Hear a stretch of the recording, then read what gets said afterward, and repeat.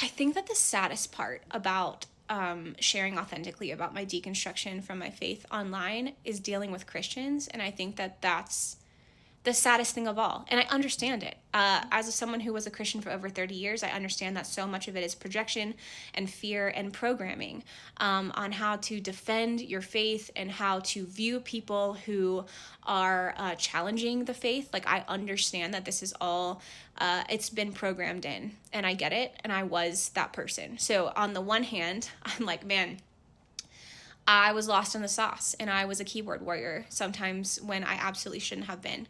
But you know what's the craziest thing is that, like, so many people don't know my whole story, but like, can you imagine how hard I had to fight for my actual life as a queer person being raised in Bible Belt Christianity?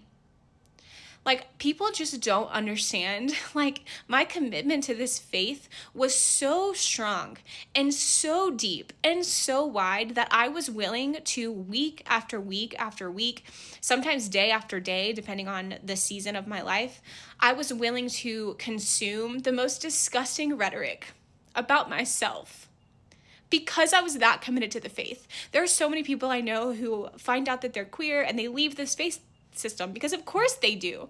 That's so completely valid to not want to exist inside of a system that is constantly telling you how evil and disgusting you are. I get it.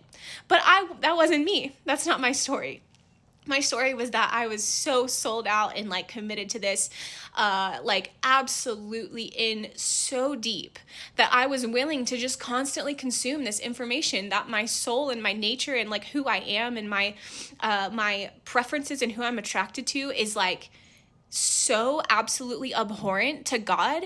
And yet I still worshiped him with my whole soul, my whole heart.